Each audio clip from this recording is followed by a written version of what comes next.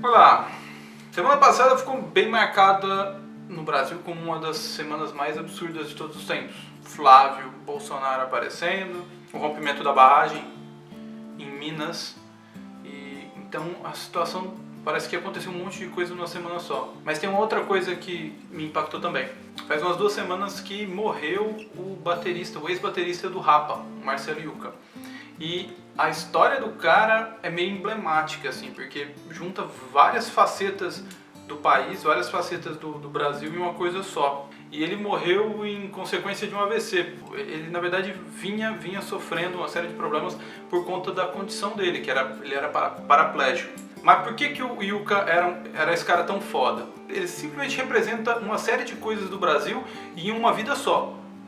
Ele era músico, ele era um puta de um compositor, ele defendia causas sociais e ele era paraplégico. Segurança pública, religião, tratamento de pessoas com necessidades especiais também e cultura. Então, eu nunca fui muito fã do rock brasileiro. Tem algumas bandas que eu gosto, na verdade tem algumas músicas ou alguns CDs que eu gosto. Então tem algumas músicas do Skank, algumas músicas do Legião, algumas músicas do Capital Inicial, do Jota Quest. E aí quando eu ouvi o CD do Rapa, o lado B e o lado A, eu já conheci o Rapa daquela coisa, a feira, que tinha aquele papo meio regueiro também, então eu também não gostava muito. Aí quando eu ouvi o CD lado B e lado A, a coisa que eu mais prestei atenção foi na bateria, porque a bateria tinha uma melodia na bateria, uma composição muito legal, e além disso as guitarras eram distorcidas e pesadas e as letras eram muito bem feitas, a composição do CD era muito bem feita, tinha rimas que eram muito interessantes, que não eram só as tradicionais rimas do rock brasileiro, da música brasileira, da música pobre brasileira, digamos assim, que é verbo com verbo, ar com ar, eu vou te amar pra depois te falar. Isso não era uma coisa muito normal no rock brasileiro. E tinha toda uma questão também meio... Era uma mistura de rock, que é uma coisa americana, uma coisa britânica também, mas com elementos brasileiros. É como se fosse não uma releitura do rock que a gente já conhece, do Elvis, dos Beatles e tal, mas tinha realmente alguma coisa de banda brasileira. Então não dava nem pra colocar eles como rock ou como, sei lá, alguma outra coisa. Isso eu achei muito interessante, achei muito bacana, essa roupagem nova que eles tinham feito. E a bateria foi a coisa que mais me impressionou, porque a introdução de Me Deixa, por exemplo, é pequenininha, mas é animal, e é muito bem feita, é muito bem sacada, e tem um groove muito legal do baixo também, o CD inteiro. E aí eu fiquei sabendo que quem fazia era o baterista. Claro que o baterista compor a trilha de batera faz sentido, mas ele compor as letras não é uma coisa normal na música e nem no rock. E ele não era só um monstro, então, na bateria, ele também era muito foda em composição.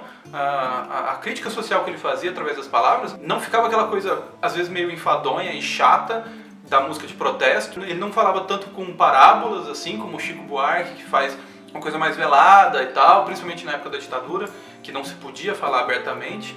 Tomara que hoje em dia isso não volte. Claro que tinha poesia, essa poesia urbana, mas ele falava de uma maneira muito clara as coisas e ficava muito legal e combinava muito bem com o estilo do Rapa, com a música do Rapa, e não deixava de ser pesado também, o que é muito bacana. A coisa que eu menos gostava da banda em si era o vocal do Falcão, porque muitas vezes eu não entendia o que ele falava. Não é a culpa dele, mas o vocal eu sempre tive um pouquinho de... Mas em relação ao restante da banda, os caras eram muito... A música tinha muitas camadas, assim, e apesar de ter muitos layers, ela não ficava toda engruvinhada, não ficava uma maçaroca de coisas. Parecia que as coisas casavam muito bem. Nesse CD, os outros CDs realmente eu não gostava, mas esse CD tem uma produção muito legal. Apesar de ter 1 trilhão de layers, combinava perfeitamente e o resultado ficou muito bom. Não é à toa que ele é tido como um dos 100 melhores CDs da música brasileira, não só do rock, mas da música brasileira. E aí quando ele estava no auge da carreira dele...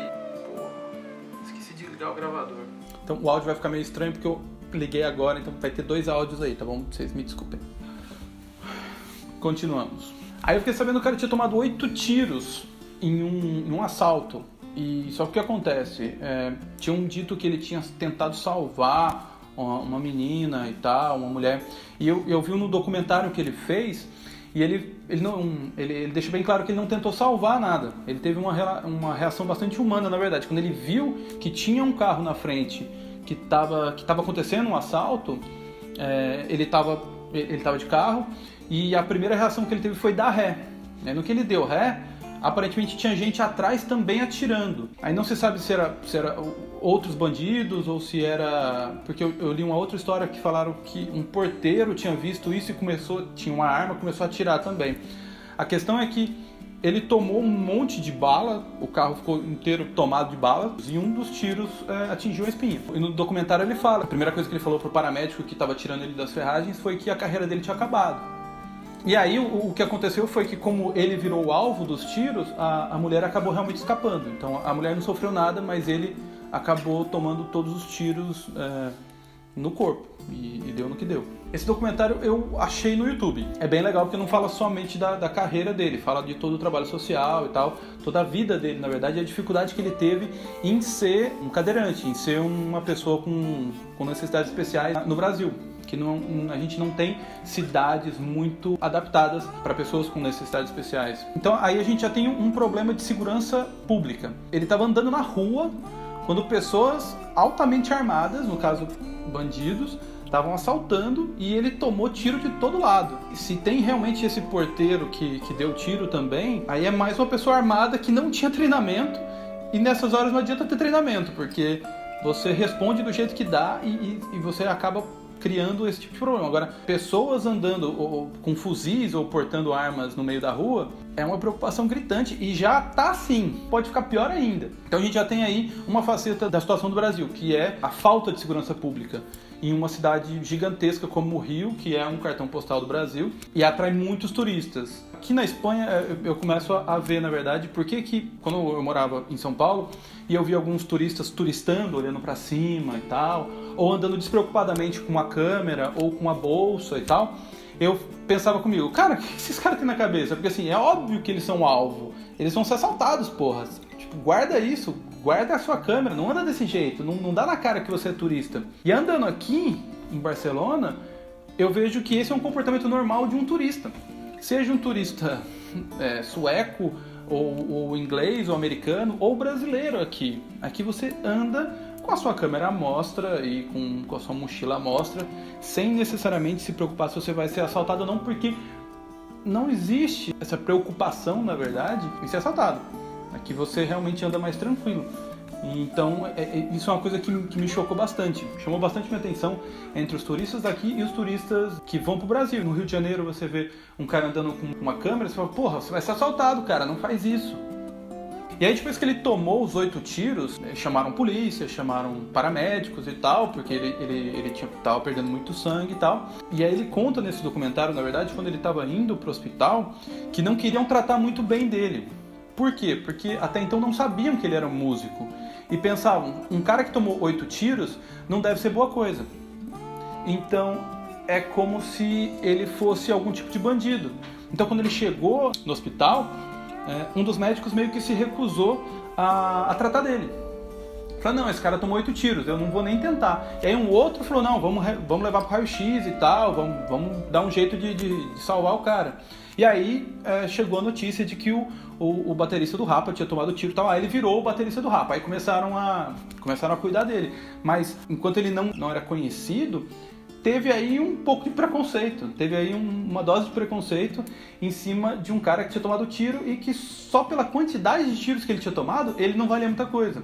Então nem vamos tentar. Então olha a saúde pública aí do Brasil também dando as caras, entendeu? O Yuka, ele era um ativista dos direitos humanos, trabalhava muito com inclusão social, dentro de favela, dentro de comunidade pobre, em algumas comunidades assim, ele era tratado como se fosse um rei. Então quando ele chegava assim, todo mundo vinha, mesmo depois que ele tinha tomado os tiros, ele meio que se tornou um símbolo, na verdade, dessa luta por igualdade dentro de um país como o Brasil. Então ele conseguiu refletir nas letras todo o tratamento e todo o preconceito que a população mais pobre, e aí você coloca como a população majoritariamente negra, o que eles sofriam e o que eles sofrem, sempre. Deixa eu dar aqui de novo, porque... E um dos vídeos que é muito triste, mas é belíssimo, que é o vídeo de Minha Alma, eles fizeram, na verdade, uma poesia urbana representando a situação da galera mais pobre do Brasil, com violência policial, repressão, falta de condições humanas, né? Então a banda que ele ajudou a fundar era como se fosse a sociedade brasileira, era uma amálgama de um monte de coisa. Funk, batuque, música africana, rock, tudo misturado numa coisa só. Isso é muito DNA brasileiro, né? Essa coisa da mistureba geral que a gente tem em tudo, que a gente tem na nossa sociedade, que a gente tem na nossa arte, que a gente tem na nossa música, que a gente tem na nossa religião. Então muita gente reclama das religiões. Umbanda, eu não gosto de Umbanda, eu não gosto dessas religiões africanas. Mas aí quando chega o final do ano, o cara pula 7 ondinhas, faz oferenda para Iemanjá.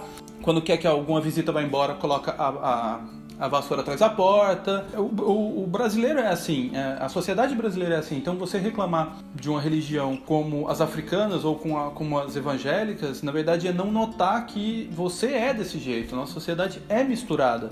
Não é só na pele que a gente tem isso na nossa cultura inteira. Se você pegar o vocabulário brasileiro, tem palavras, e eu sempre falo isso aqui, né? Porque não é uma coisa normal esse mix de palavras. E aqui, quando eu falo sobre isso, a gente vai notando que tem palavras em francês, tem palavras em italiano, tem palavras em inglês, que são adaptadas no Brasil. Então, isso é muito Brasil, isso é muito a cara do Brasil. E ele era carioca e mesmo depois que ele tomou as 8 balas e ficou paraplégico, ele não saiu do Rio de Janeiro. Ele viajava esporadicamente para alguns lugares e tal, inclusive para fazer tratamentos, para ver se ele voltava a ter algum tipo de vida mais confortável, mas ele sempre voltava para o Rio de Janeiro. E uma coisa que é legal é que no documentário que ele faz, ele nunca coloca a culpa nos bandidos especificamente, tipo, os bandidos que me atiraram. Claro que foram os bandidos que atiraram nele, mas ele não coloca a culpa na maldade dos bandidos, como uma coisa que a gente tá fazendo bastante, né? Ao invés de a gente tratar desse problema da violência também como um problema social e não somente como uma punição, a gente tá indo pro libera arma, mata mesmo, bandido bom é bandido morto, sendo que o filho do presidente tá aí cheio de denúncia e ele pode ser um criminoso se as provas baterem, e aí? Bandido bom é bandido morto? Então, não é bem assim, né? E aí quando eu fiquei sabendo que ele tomou os 8 tiros, eu pensei, puta, a carreira do cara acabou, mas ele pode continuar escrevendo. E foi o que ele tentou fazer. Por um tempo ele continuou escrevendo no Rapa, só que o que acontece é que o restante do Rapa, na verdade, começou a mudar um pouco a cabeça da banda, assim. Ele ainda queria continuar falando sobre problemas sociais do Brasil.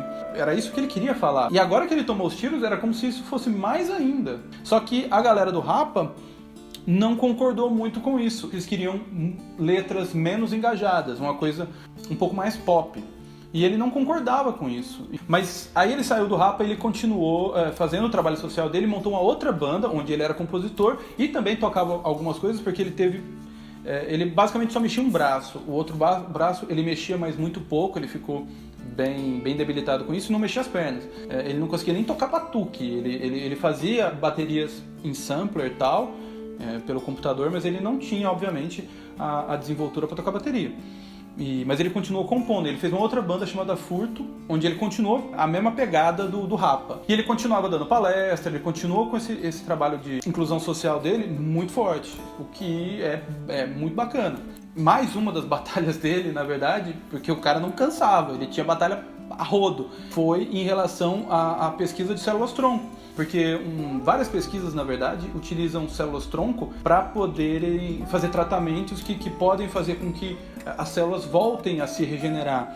E isso seria muito bacana para pessoas que são paraplégicos ou tetraplégicos, ou então com mal de Alzheimer, ou uma série de outras coisas que a gente nem sabe. Mas por que não se faz pesquisas em cima de células-tronco? Porque a igreja não deixa.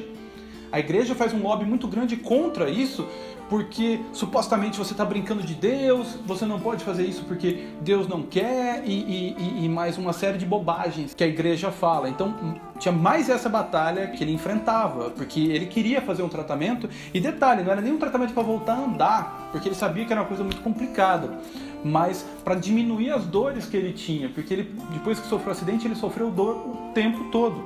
Então ele meio que ficava entre o bom humor e o mau humor por conta das dores que ele sofria. E esse é um fardo muito grande. O que é legal no vídeo é que mostra que os pais sempre estiveram do lado dele e vários amigos estiveram do lado dele. Não a galera do Rapa. A galera do Rapa, na verdade, eles sumiram, assim. Então essa é uma treta que existe há muito tempo, principalmente nos Estados Unidos, essa coisa do lobby das igrejas contra as pesquisas científicas. Aí a gente está vendo agora uma bancada muito forte, religiosa. Então aqui no Brasil vai ser a mesma coisa, cara. Tipo, e aí por último, o Yucca foi candidato a vice-prefeito do Rio de Janeiro, do lado do Flávio Freixo. Esqueci o nome. E eles perderam, eles ficaram em segundo, na verdade, mas eles perderam. E era do PSOL. Então ele era afiliado a um partido de esquerda. Mas aí que eu consigo ter esperança na população brasileira. Porque assim, quando ele morreu, ninguém falou uma coisa que muitas pessoas falam para quem é de esquerda. Que é, que bom que você morreu, mais um comunista morto e coisa assim. Não, todo mundo lembrou esse trabalho que ele fazia de inclusão social. O que é paradoxal, porque é como se muita gente que fosse de direita defendesse ideais de esquerda também. Só não sabe que é de esquerda. Porque falaram, por exemplo, Jean Willis, que bom que você está indo embora. Que legal que você está indo. Vai para Cuba, vai para Venezuela, tal. E ninguém vê que um cara ir embora do país porque ele não se sente seguro para ele andar na rua, ou que ele não sente que a família dele está segura para poder viver no estado em que ele nasceu, na cidade onde ele nasceu, isso não é legal para a esquerda, para a direita, para lado nenhum. Isso não é bacana para ninguém. Então, Bolsonaro tomar facada, tá errado. Um outro cara sofreu atentado lá com bolinha de gude, tá errado também. O Serra tomar uma bolinha de papel na cabeça, tá errado. Mas um cara sair do seu país porque tem medo de morrer, isso não é bobagem, isso não é coisinha, isso é muito grave, é muito perigoso isso, não é coisa para se comemorar, entendeu? Então, essa treta entre o Falcão e o Yucca, na verdade, o Yucca falou que o Falcão, ele cantava as músicas, mas ele não sabia o que ele estava cantando, ele não sabia exatamente o que as letras significavam. Mas também, por que a galera não falou, puta, Yucca, já vai tarde? Porque a galera curte fumar um baseado, descer pra praia, cantar as músicas do Rapa, acha bacana aquela coisa meio... Mas se pá, essa galera é que nem o Falcão, eles também não sabem o que eles estão cantando de verdade.